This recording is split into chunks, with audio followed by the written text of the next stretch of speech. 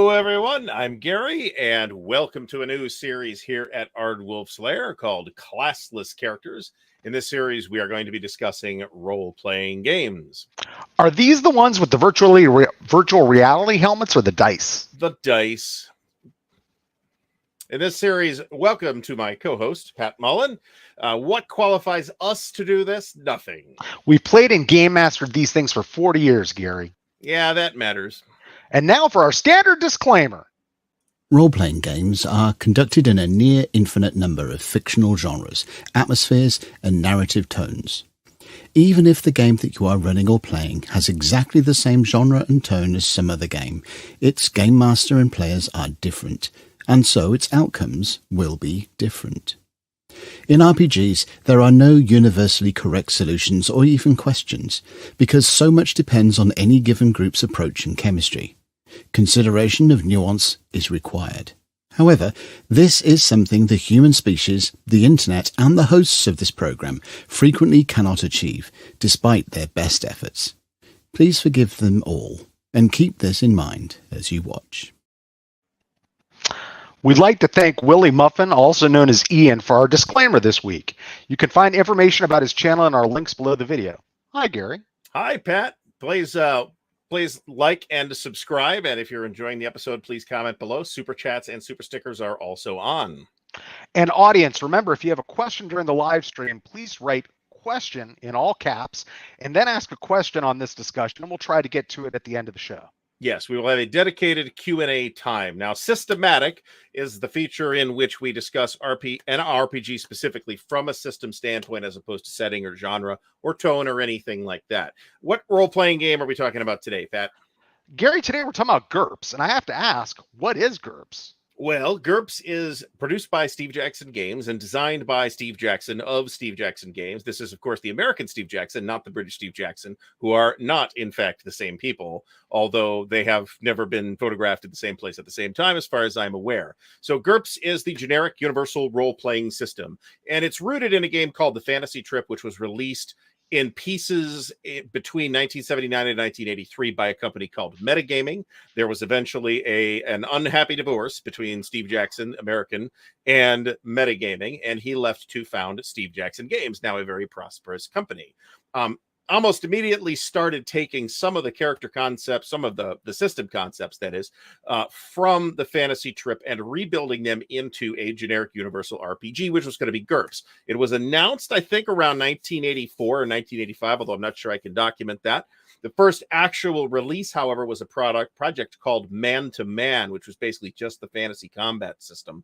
The actual first edition of GURPS, which I've never personally even handled, was released in 1986. A second edition was released also in 1986, as far as I could tell. So it sounds like the second edition was, in fact, the second printing. And the long-running third edition was released in 1988. There is, of course, the very famous, infamous, if you like, story about Steve Jackson Games being raided by the U.S. Secret Service under suspicion of the commission of a cyber crime of some kind, which was never demonstrated in any way. The Secret Service was pants down, not doing their jobs there. You can read about the entire story. There is a link in the video description.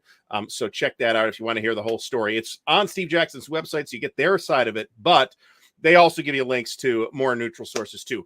Responsible in large measure for the creation of the Electronic Frontier Foundation that protects free speech rights online.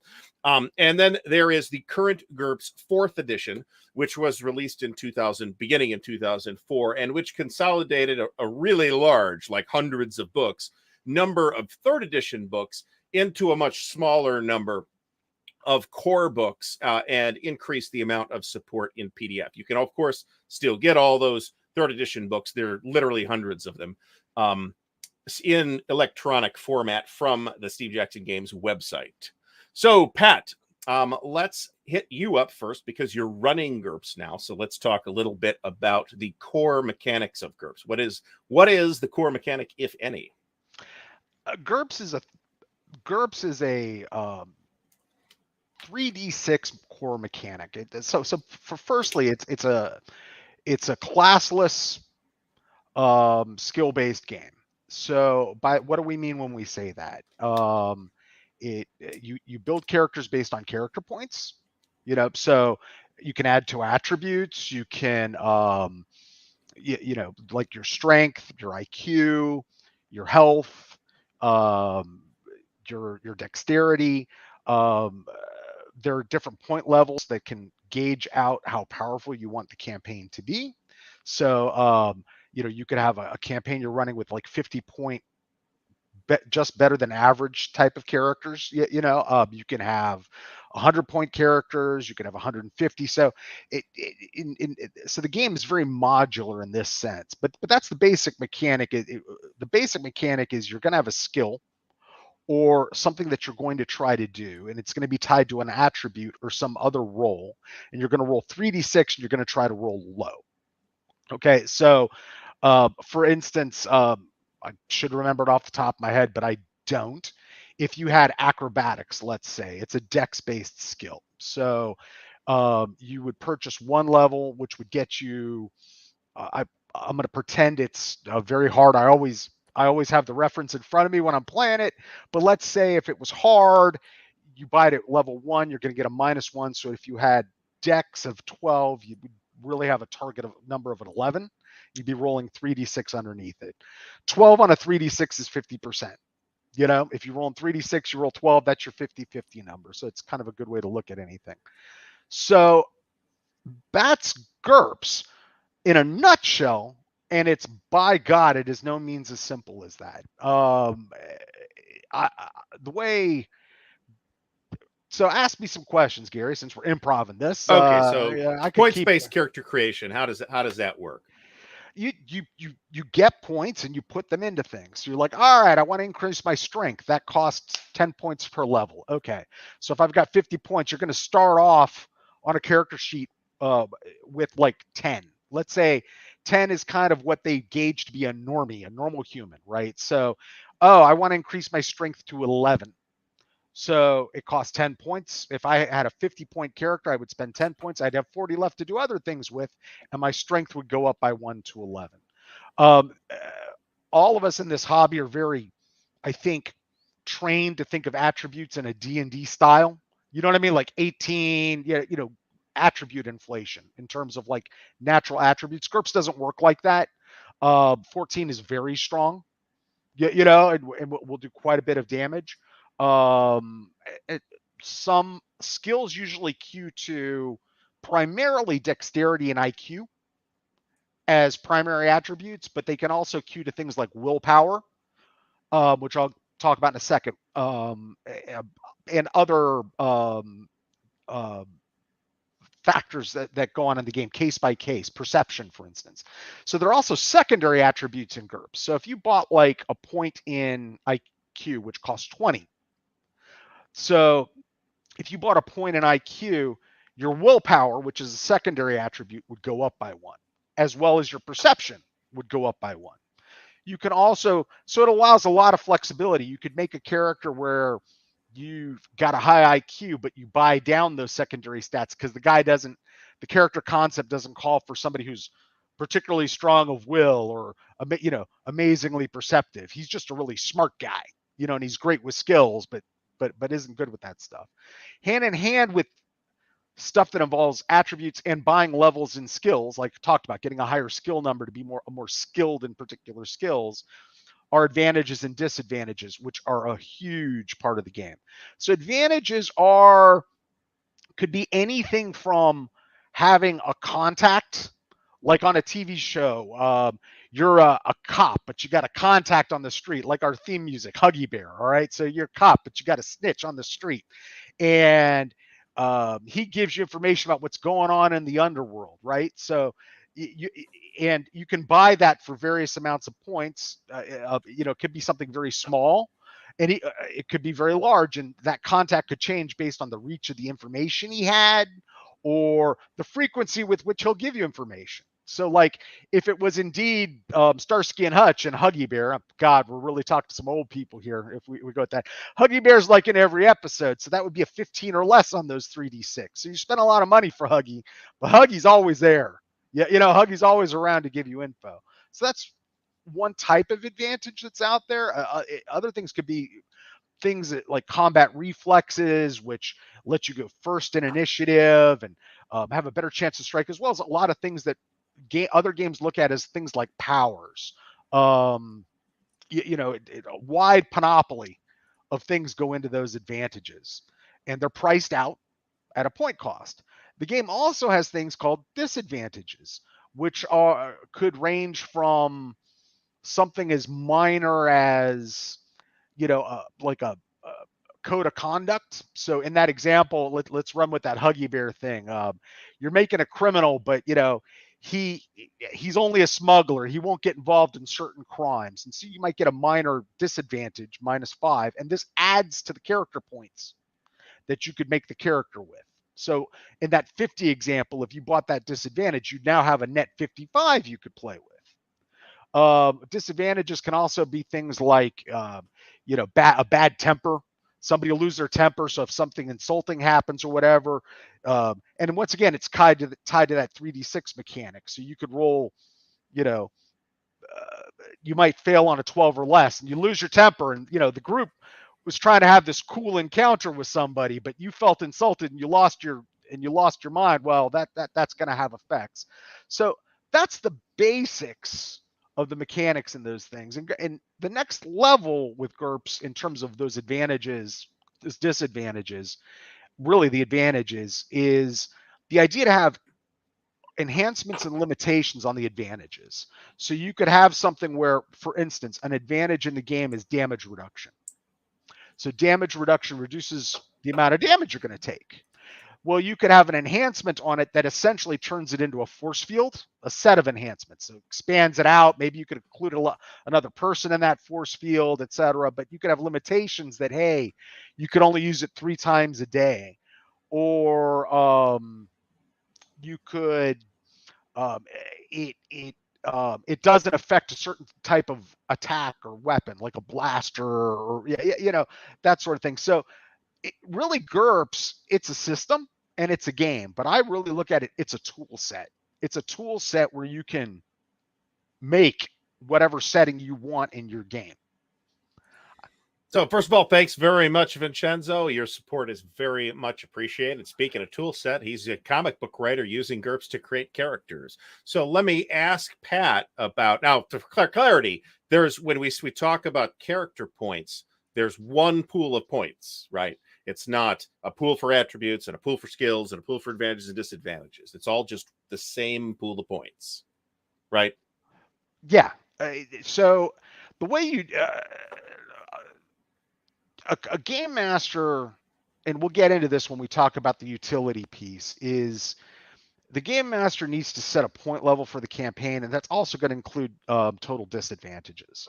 So, for instance, in a low fantasy campaign I'm running now, I'll probably use a lot of examples from that.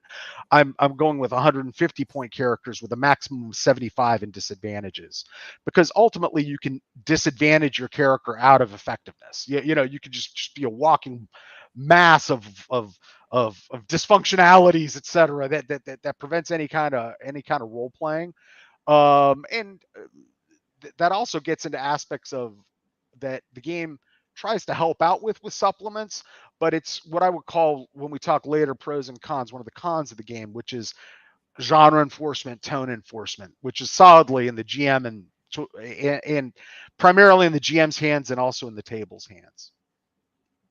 Understood. So let's ask, because somebody's going to ask, right, about GURPS complexity, because somebody on the internet, I'm pretty sure, said today that GURPS requires you to use linear algebra at the table constantly. So let's talk. No, I'm totally, that's no. Somebody said that on Twitter, didn't they? They were like, "Well, advanced math was the term if you need calculus or algebra," and it's like, well, if you think addition and subtraction, there's a little division and multiplication sometimes, so that it's.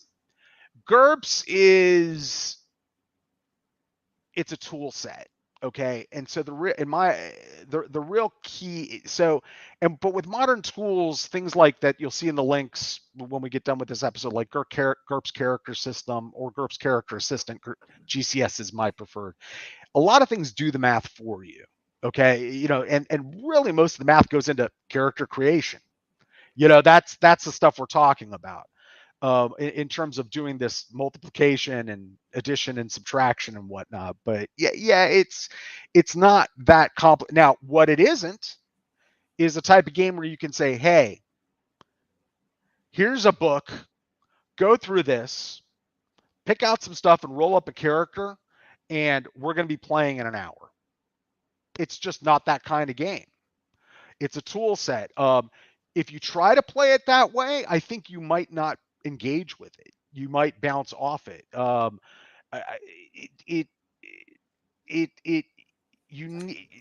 game master and the group have to have a very defined vision of what theme, what genre, what setting, tone that they want to have at the table.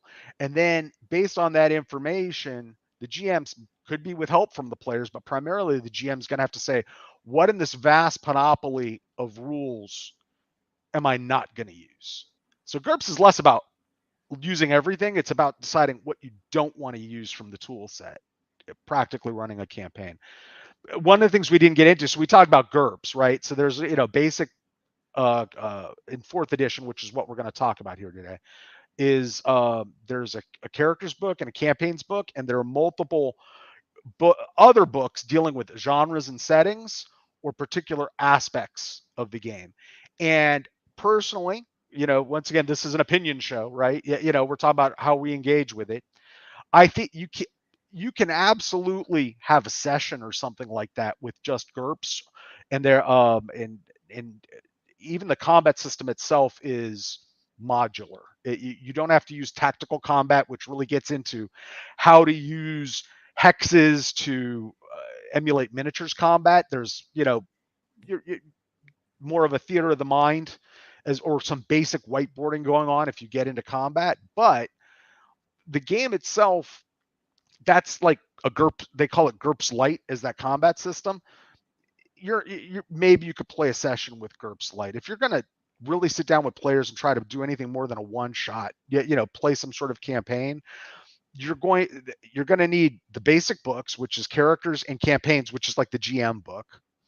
And you're going to need other stuff. So I'm running a low fantasy campaign. So I absolutely need their low tech book, which goes into detail about how things work in a more granular fashion in a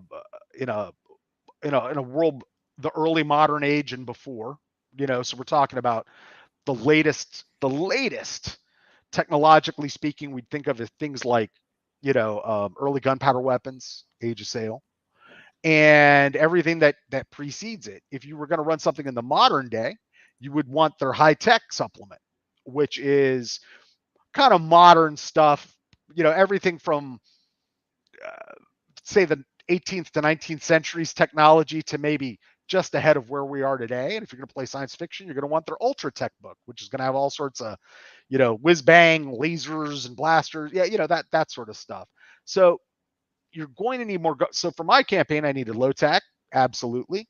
I needed GURPS Fantasy. I felt, at least to get some grounding and get some material out of that. There's some absolutely valuable things in there. Like I did want like classic undead. So they have these what they call meta traits, things like, so you can look at how you would think about doing skeletons and stuff, and whatever, from all sorts of other role-playing games.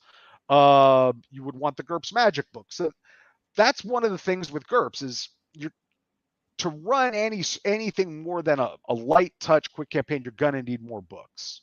Okay, and so that's one thing. I think that answers your question. What else you got?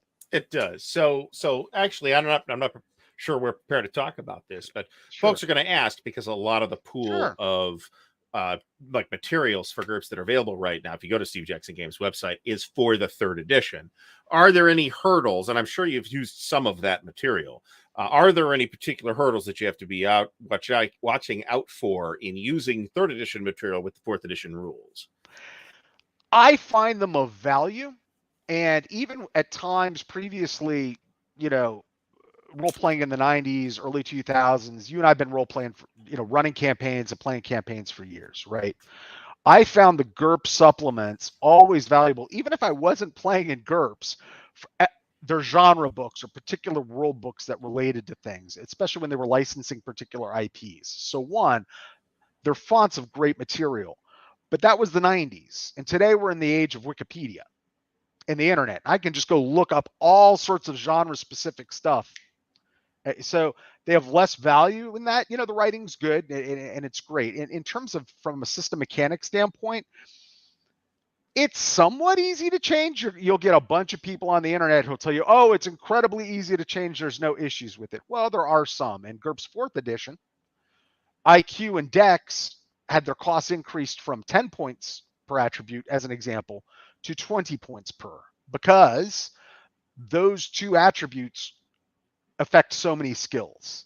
So it was decided we need to make those more expensive as attribute purchases point-wise, because they're having an outstripping effect on the skills or the defaults, which is something else in the game where, hey, if you don't have a skill and the GM wants a roll, you might default a skill to just the attribute at -4, okay, as a roll. So those changed, but there's so many other things as other aspects of 4th edition got released, like GURPS martial arts, and these things have little optional rules or things you can bring into the game that don't sync up with those 3rd edition supplements.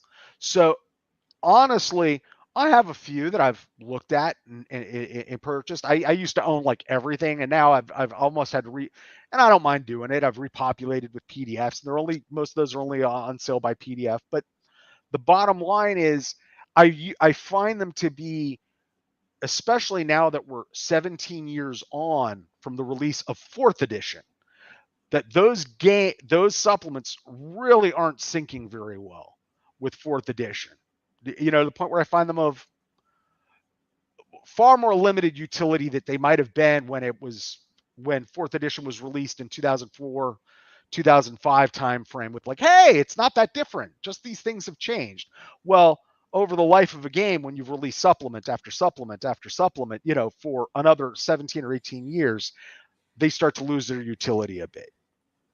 Does that answer your question? It does. I think it's probably fair to say that almost all of the mechanical stuff from the vast majority of those supplements, even the pretty specialized ones, have been rethought in the context of 4th edition somewhere, right? We might not see a lot of GURPS on game store shelves nowadays. I haven't seen a GURPS product on a game store shelf in a while, but there's a wealth of electronic material available, and there's still a fair number of hardcovers that you could buy. So let me ask about that. It's not really system per se, but let's ask about the current level of support that GURPS is getting from Steve Jackson Games.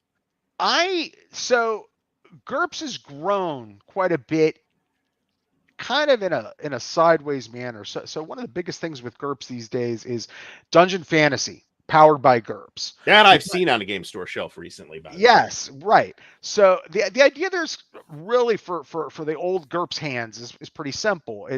So the toughest thing about running a campaign, if you're really getting into the weeds on a campaign with GURPS, is it loads so much of the work on the GM.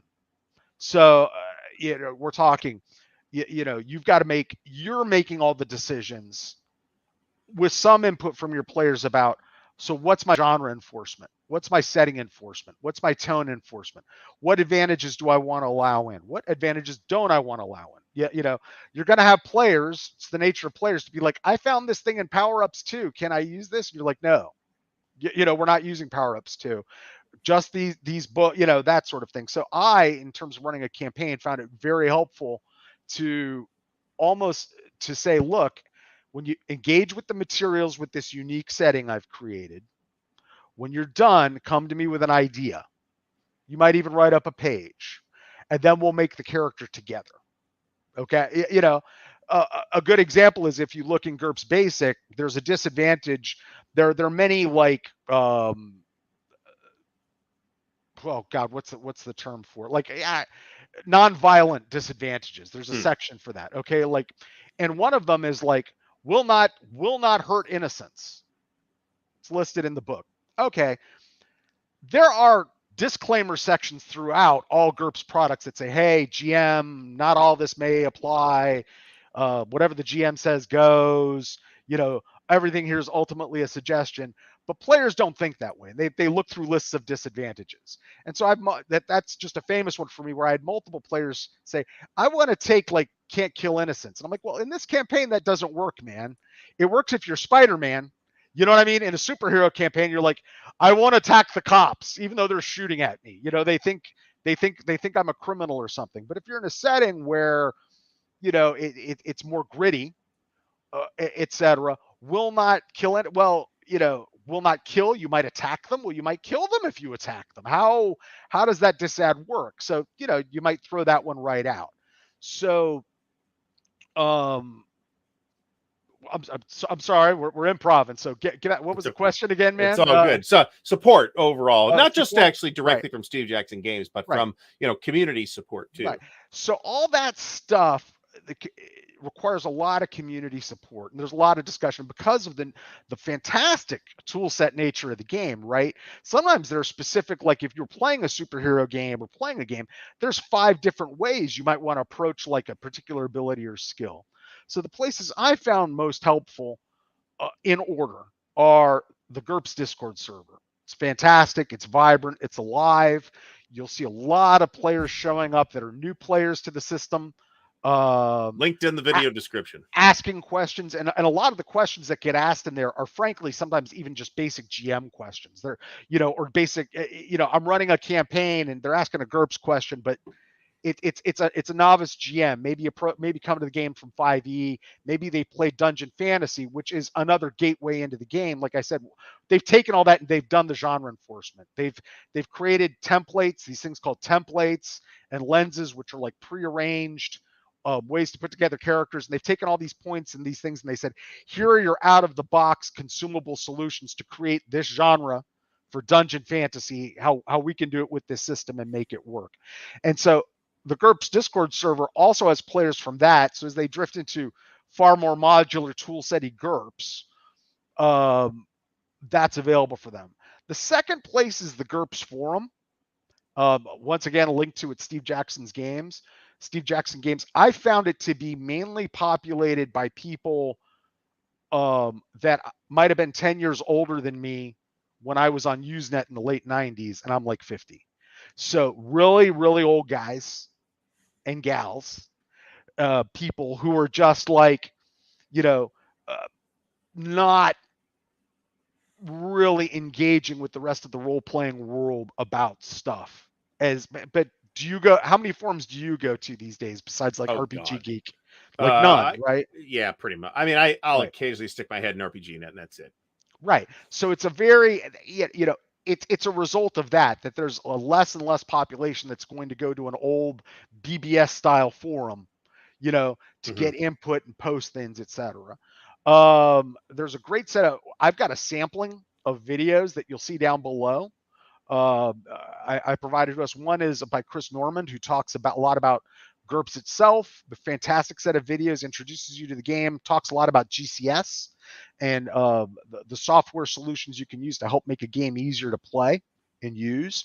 As well, down there is a series of videos by a guy called Enraged Eggplant, funny name, but he calls, what is it, Dungeons and GURPS. And it's a series of like, hey, if you wanted to run Dungeons and Dragons stuff in GURPS and you didn't want to do Dungeon Fantasy, which you could just buy off the, you know, off the box, here's a way to approach different types of things in there. But there's a niche.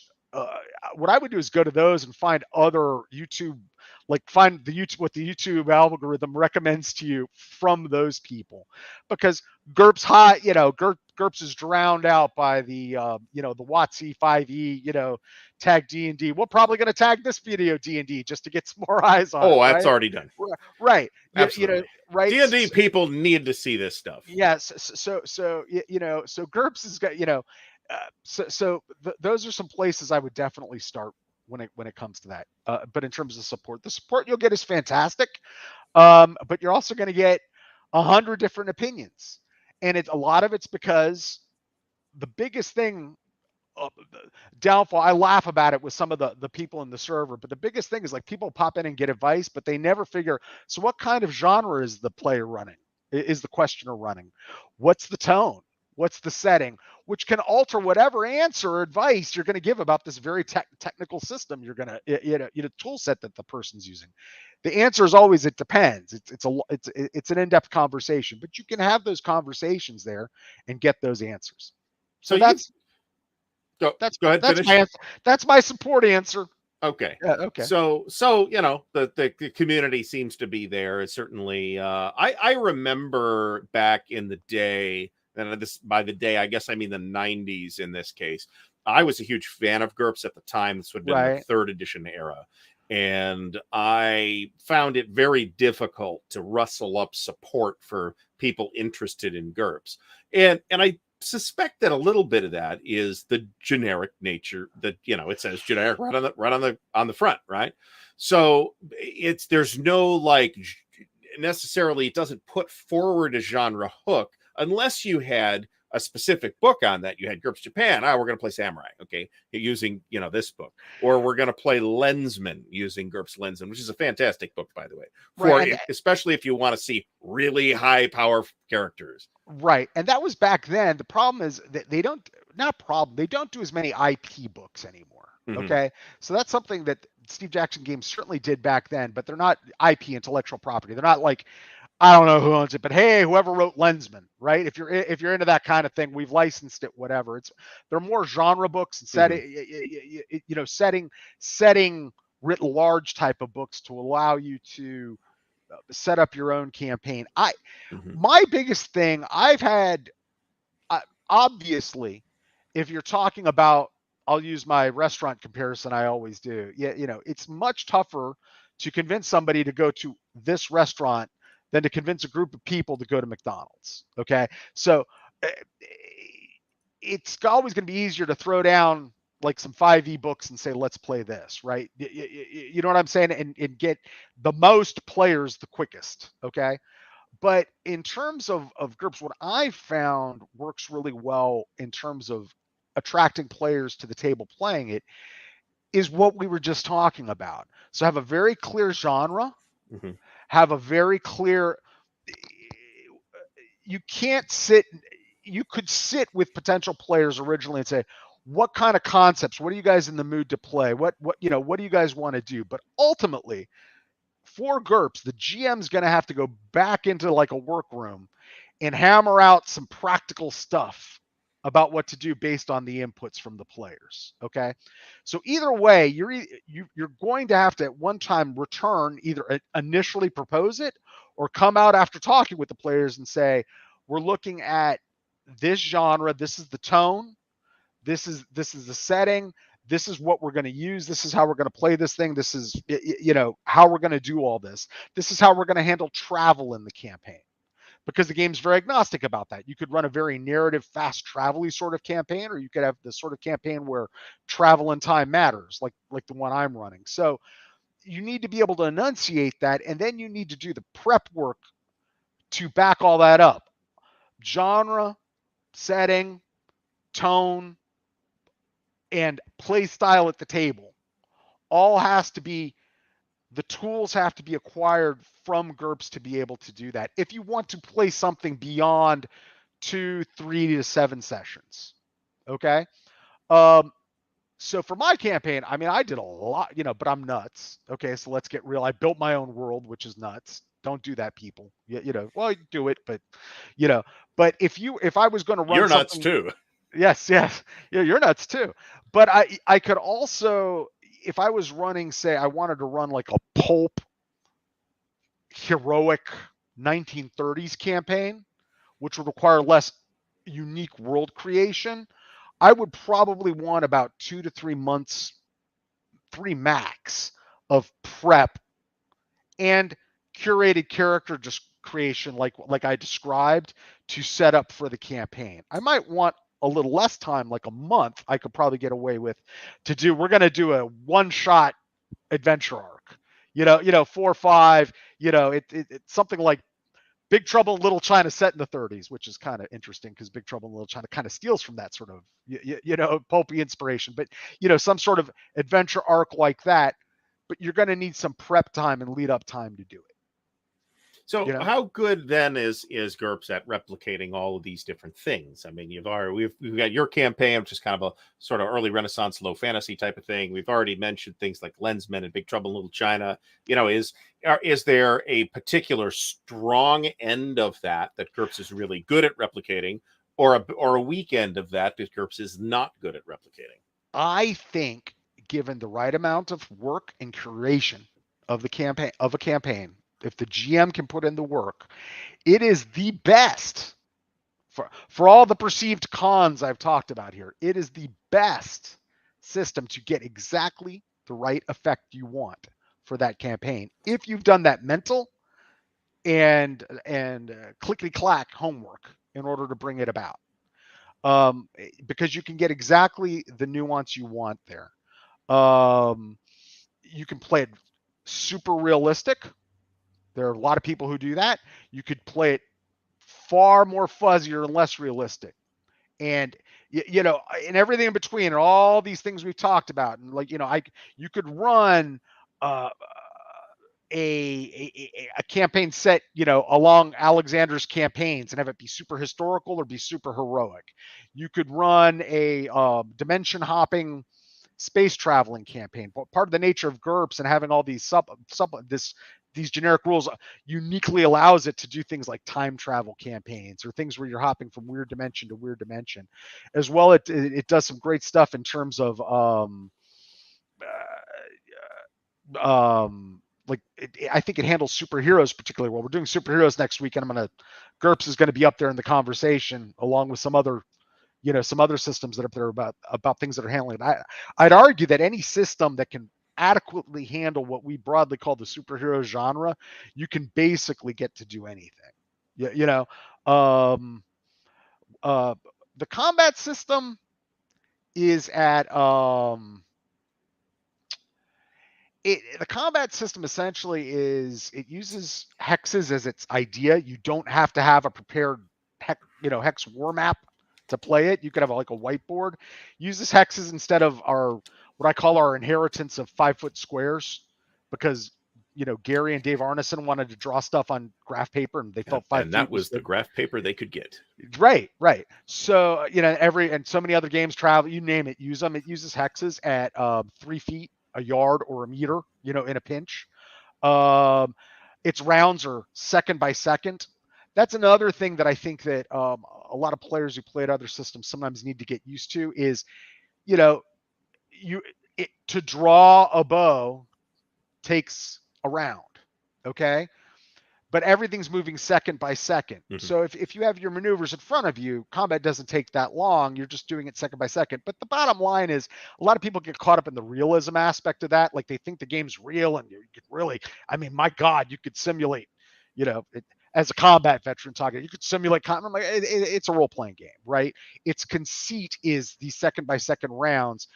It allows you to add in or subtract as much verisimilitude as you want within that through all these options and these different supplements. But once again, we're back to that. The GM's got to figure out, what do I not want to use and what do I want to use inside this campaign to make it happen. Okay, and then as far as like tones are concerned, I can vouch, and I've been kind of out of the GURPS. I mean, I've got some of the 4th edition stuff, especially the GURPS Traveler 4th edition stuff, for obvious reasons. You can't see it, but this is in fact a GURPS Traveler shirt. But I know that there is, from 3rd edition, a set of rules that you can use to whatever extent you want. You can put some of them in, all of them in, for things like cinematic play, if you want to encourage high action hijinks and stuff. 4th edition has all that. Yeah, okay. Yeah. There's no differences as far as that. Like, the funny thing is, I used, like, for instance, GURPS martial arts. I originally, in this low fantasy, it's a low fantasy campaign as it's set up. It can become high fantasy, and characters, you know, we'll obviously talk about it at a later date. And character, you know, more fantastic magical things can happen. But as the player characters start, they're in a fairly mundane world where magic doesn't work, and it's pretty much the early modern era. Yeah, you know, like you said, Renaissance equivalent in terms of technology and such. But I originally wasn't going to use martial arts. But martial arts was I said, no, I'm going to use it. I'm going to use certain aspects from it. It fits into certain things. it allows you to add more color, for instance, in terms of like creating. Sometimes I just took like a fencing style and renamed it for my campaign from like a historical fencing style and changed some stuff to fit it into the universe. Yeah, so instead of being the Spanish style, it became something else, or something even a little more martial arty. I found it lent help to me in developing a unique setting to have those martial arts, because it kind of helped express that culture. This culture has this martial art and it has these things attached to it, and kind of added into that, and the players enjoyed using it. So I I veered a little more cinematic with that as opposed to super realistic. So there's some things, even for this low fantasy, I wouldn't call it gritty, where I was able to add some tonal things that made it more cinematic, to seasoning to my taste and my players' taste. But it absolutely allows all that. For instance, another good example is fear checks. So in a horror game, or in a lot of different games, the players can make fear checks, roll against their willpower stat to see if they're frightened, and they don't do anything. Well, the end effect of most of those charts is do nothing on your turn. And there's nothing the way I like to run my table, there's nothing players hate more than, so all right, it's lose a turn. Lose a turn. Did you recover? Yeah, we'll lose a turn. So they provided some alternate tables in GURPS Horror that you can either use or play with a little bit, that says, you know what, we're not going to use anything that loses a turn. Something more interesting, where instead of like lose a turn, like you're stunned for 3 rounds, which means lose a turn, or you faint, which is faint for 1d6 seconds, which is like, hey, lose 1d6 turns. It could be like laugh hysterically for 1d3 turns. You're at -2 dex to do things. So it gives the character a chance to role play and then overcome a problem, which I've discovered players would much rather do that than lose a turn for 6 combat rounds. So yeah, there's a lot. It's got all that stuff seasoned to taste that you can do within it to get it, to get the campaign, to get your genre, setting, tone, and table exactly the way you want. Okay, so let's talk pros and cons here. And you've been doing most of the talking, and your experience is a lot more recent than mine, so I'll go first. So for me, somebody that's run a little bit of GURPS, it's been a long time, and who had an extensive GURPS collection back in the 3rd edition era. To me, the strength of GURPS has always been both the modularity of it and the flexibility of it. I really think very few kinds of things can't fundamentally be handled in GURPS. And I can think of one example of an RPG that I think GURPS really is just the wrong system for. I think the sort of mechanistic approach to that particular game, which is Nobilis, where you're basically playing gods that can do whatever. It's Sandman, the role-playing game, kind of. I think that's really kind of the only type of thing, I think, where it just doesn't work. And it's also very scalable in terms of the complexity, to touch on the point you made earlier. Right. You really can say, okay, I want to run GURPS, but I want it to be not super heavy mechanically. So I'm just going to start with GURPS Lite and then work on building things out from the basis of GURPS Lite, this, very small 32-page book, which is not really a complete RPG on its own. Like you said, I think you could get a 1-shot or, a 3-session game out of it or something like that. But you'd still, if you want to try to do something more extensive, you'd want to have material that you'd pull in from other books. You could make it super gritty and hardcore and realistic if you want, but you certainly don't have to. GURPS is kind of my fallback game system, and this is going to shift into cons here, because I do feel like for GURPS, I could pick up a game and say, okay, I can infer a tone from this game. I can infer a tone and a campaign style or whatever in Traveler, for example, whichever version, doesn't matter. In GURPS, you have to put that in, right? It's there because you put it there. There is, hilariously, this is probably still around, a random GURPS campaign generator, which would basically give you a list of 3 random GURPS books from the 3rd edition era and say, build a campaign based on that. And you could do that, right? That's just a gee whiz something some guy. Oh, it is. Nobody's doing that. But right, the point is that you're putting that in, you and mostly the game master, but the players too, right? Because the players should have input in this stuff, are putting that in. Like you said, you have to have a pitch to pitch that this, and you're absolutely right. This is why I couldn't sell GURPS on anybody, because I didn't have a pitch. I didn't have like a, hey, we could do GURPS and do this thing or this other thing. And really the only pitch I had was like the cross-genre time travel game, at which GURPS is I think the way to go. Like, if I was going to run a dimension hopping sliders type game, GURPS would be my number one choice for that, and there probably wouldn't be a number two choice. So when I came up with this campaign, which is a story for another day, but basically I was like, all right, I want early modern era because I'm tired of medieval, and I want basic type of muskets, and I want age of sail, and and I want to be able to do these things, where there's latent magic now, but it might increase later. There was no question that I was going to turn to GURPS. It was like, the only thing that was going to be able to handle it. What am I, hacking another system to get at it? Having said that, I think generally speaking, one would hope, that an IP, a game hardwired to an IP would be superior to GURPS, but that's not always the case. There's a big caveat, an unstated assumption in that statement, which is that IP is the game you want to play. Right. So that might be the case, but the other problem with IP games, which we'll certainly get to with superheroes, is like IP games flip role-playing game publishers every 4 or 5 years, right? So how are you going to run your campaign when the thing isn't supported later? Yeah. So so like if you were playing pull a rant like Conan, like Modiphius's title is out there and it's great, but you know what? If they don't have R.E. Howard's rights in 4 years, you might have wished you'd run your campaign in GURPS in the first place. If it was really popular and your players just love playing it. So it's a kind of, generally speaking, it's my go-to if there isn't I'll at least look at an existing IP game if I want to play in an IP. But depending on things, I might fall back on GURPS. I am sure we will do a later entire episode on licensed IP games. So in the meantime, what are your pros and cons? You have 3 minutes. So, Gary, is it time for the last word? No, you have your was that your pros and cons? Yeah, it's in the pros and cons. Sorry, guys, this is our first format. Then it's time for the last word. I think it's time for the last word. But audience, remember, if you have a question, please write question in all caps and write a question on this discussion. We'll get to it at the end of the show. Now, Gary, what's your last word? Okay, I kind of think made some of the point already, but I want to highlight something. And again, this is reaching back to the 3rd edition material, but to some extent, a lot of this is supported in the 4th edition material as well. So there is actually a default setting in GURPS now, and it is the GURPS Infinite Worlds setting. And it is, I feel like it is the best such setting that I have seen in RPGs.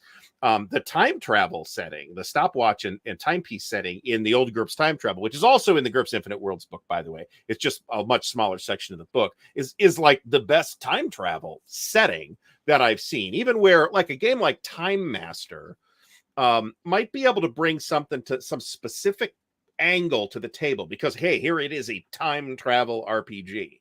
But I've seen Time Master and I'm not sure that it does. But there are cases where I think that's true. If you have a specific game that has a campaign right out there for you that you want to run, I think you might want to stick with that game, whether that's Star Wars or Traveler or D&D or whatever it is, because it's built to do that, and you don't have to do any work. You can just take it and then, like Pat said, here, take the book, make a character, and we'll start playing. Because it's got a bunch of assumptions and implied setting and all that built in, where even though there is like an official setting, you're not really able to do that with GURPS. You've still got to have the pitch. So that is my last word. What is your last word, Pat? GURPS is a great system to use for a world or setting for which no current published game exists, or if one does exist, you find it unsatisfactory. GURPS is a tool set with almost infinite options for character creation as well as setting and world definition. GURPS lets a game master and a group of players define a campaign's genre, world, setting, and even tone to the most finite level. However, GURPS requires extensive preparation by the game master, far and above what most other out-of-the-box role-playing games require, as the real key with GURPS is deciding what not to use. GURPS leaves enforcing the genre, setting, and tone primarily in the hands of the game master. As a result, it's possible only a very experienced game master can use it as a table without producing unforeseen negative consequences in a campaign. But with all that said, due to its flexibility, applicability, and scalability to almost any setting, tone, and playstyle, it is one of my favorite game systems, bar none.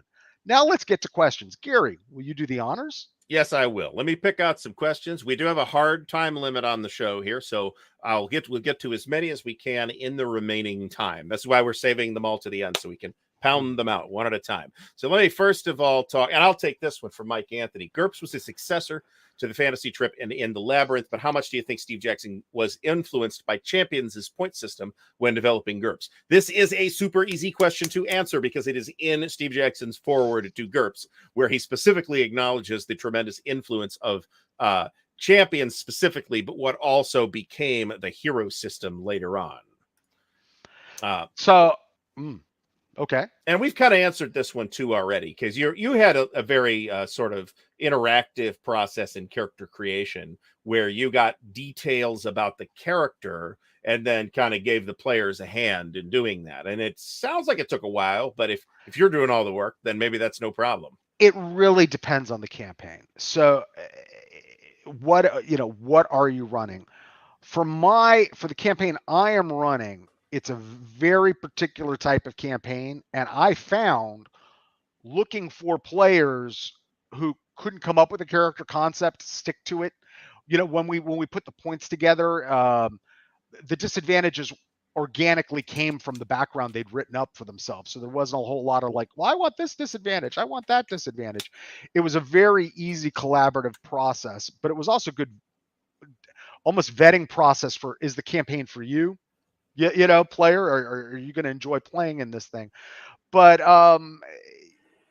I think any game, forget just GURPS, any game, this is Pat Mullen talking, this idea that we all get at a table and everybody rolls up characters in 10 minutes and we play based on a campaign I told you about the week before isn't the way to make characters with your players. Okay. It deserves one-on-one attention for some sort of period of time, so you understand. I mean, how can you honestly say, well, yeah, I'm incorporating your character's concerns, backstory, whatever into the campaign if I haven't sat down with you and understand and make your character with you in an engaged way? Okay. Here's from Simo. Pat, if you had to choose just one thing, what is the main reason that you chose GURPS for your RPG? I think you've touched on this already, but go ahead and say it again. For my campaign, it was going to be easier for me to make the campaign from scratch, the world from scratch, to suit this genre that I wanted, and then tailor it with GURPS, than to take any other system out there. And we'll have a talk about the hero system and champion some other time. But take any I imagine it will be mentioned next week. It very well might be. And then craft it from GURPS rather than hack some other system. Okay, that isn't from jump a tool set to allow me to do just that. Okay, here's one from Mike Anthony. Some find Classless to be helpful as a design guide in the face of too many choices. The hero system has package deals as a way to simulate optional classes. Does GURPS have the equivalent? Yes. Yes. They are called templates and lenses. Mm-hmm. And so, for example, in my campaign, I made very liberal use of them. I also used a far more micro use of them, once again, to suit my campaign, the genre and tone I was going for. So you can go through the books and they'll give you examples of like, here's a typical elf in a fantasy campaign, changes you see fit. For mine, I specifically came up with subspecies templates, this is just biology. Cultural template, this is broadly speaking a culture that you come from in this world I made.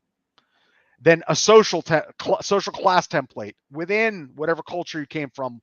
What's your social class, to help build that stuff up for you? And then, especially with all of them, I then created templates to go for every classes. Now they're in the books and they give you all sorts of options in different genre books that they have and everything, to do those, Mike. But having said that, for this thing, now once again, I'm a crazy person who built a world from scratch and all that.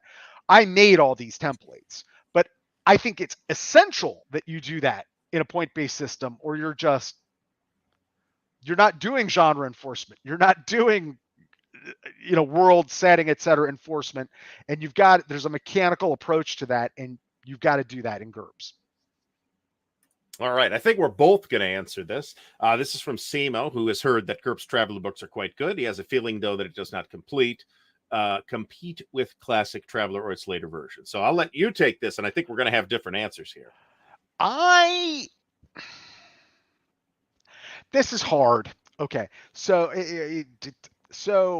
I prefer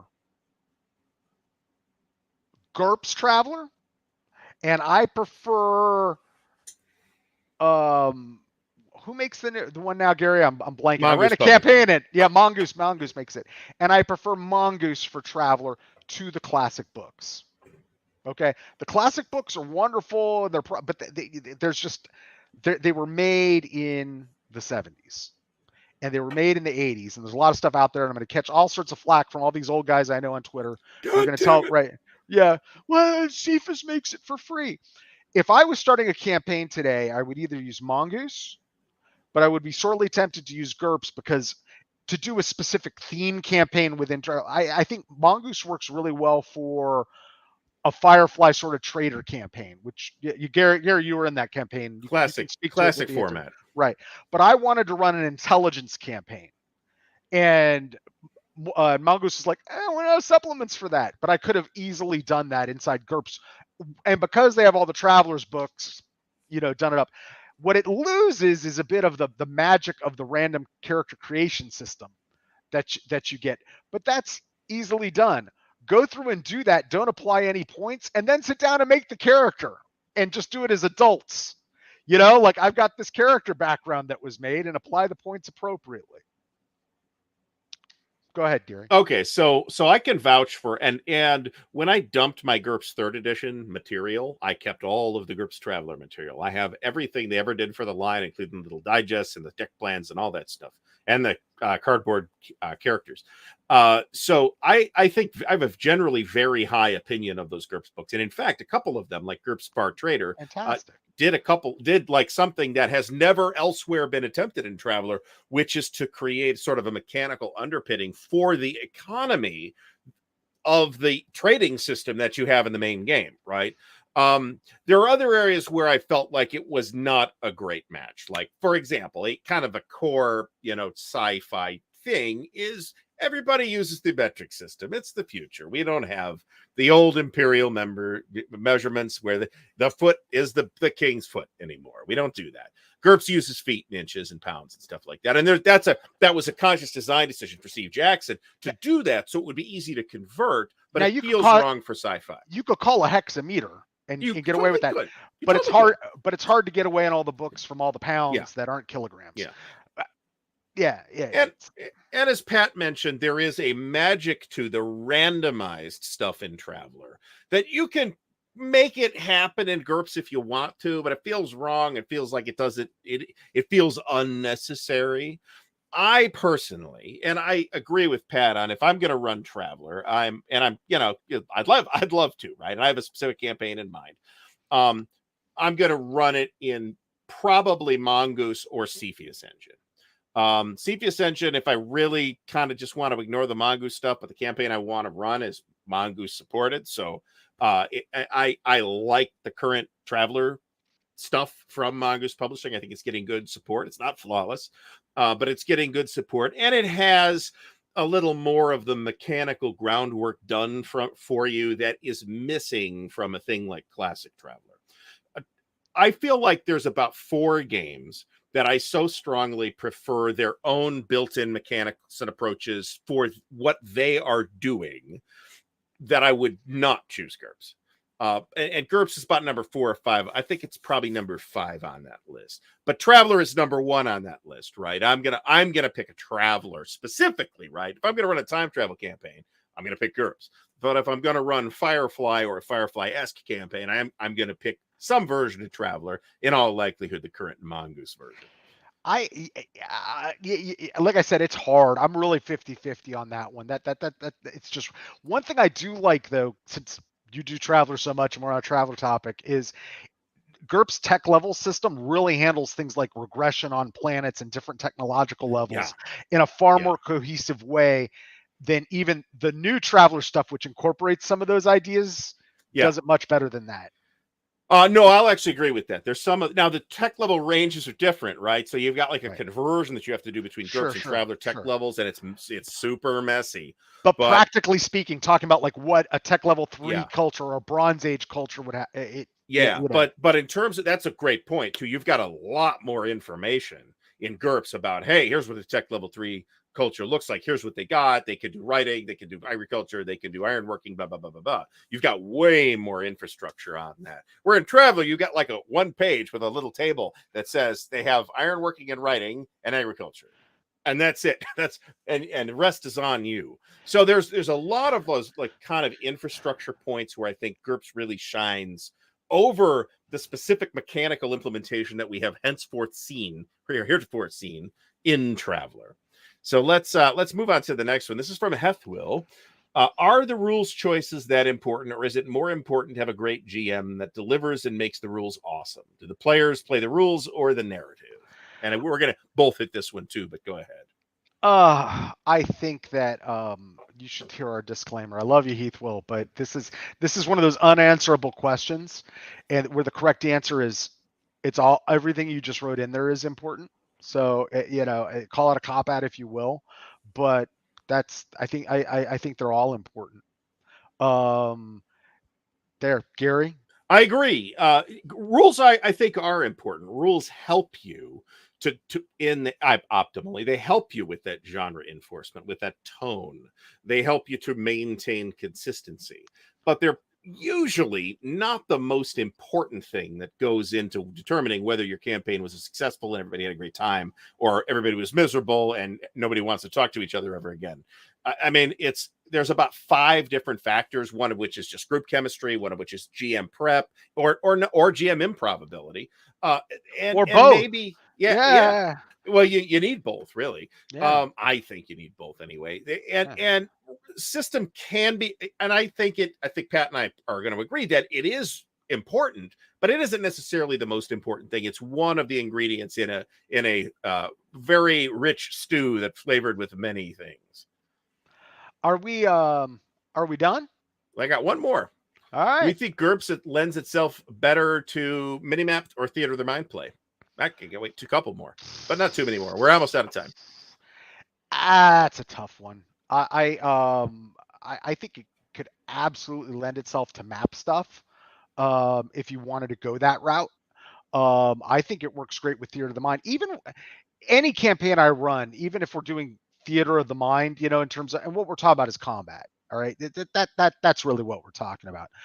I will frequently in a game do a map where I expect there to be no combat, just because I felt it was appropriate for the players to be able to orient themselves mentally, on some sort of map, about relationships, about where everything is.